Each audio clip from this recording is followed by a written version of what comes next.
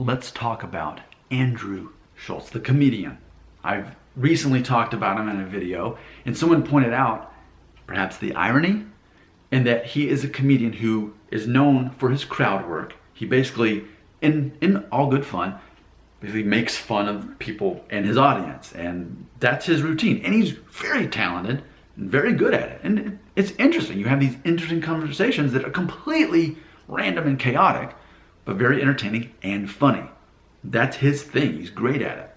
So one of the things he does as he has conversations with people is he ultimately asks them about their ethnic background. He basically, first he'll try to guess what they are, and then if he gets it wrong, then he'll have them tell him, and he'll do a whole conversation, a whole bit on that.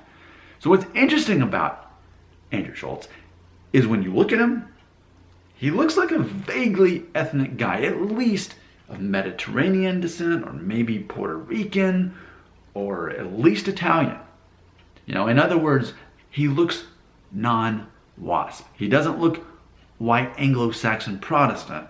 He looks maybe like me. Maybe if I didn't have the American accent and I was speaking Spanish, maybe I would be from Spain, if nothing else.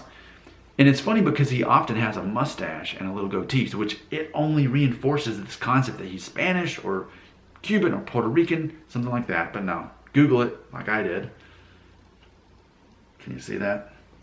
And I'll show you what it says. There you go. See that?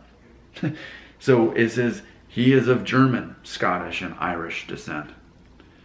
He's white. In the American perception here in the United States, he's just another white guy.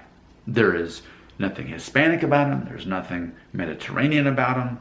There's nothing Middle Eastern about him. There's nothing beyond another white guy. And that's interesting, and it's ironic for a guy who does crowd work based on people's ethnic background when he doesn't look completely white himself. And that's something he even says in his act. He's like, you're something beyond just white, aren't you? What are you?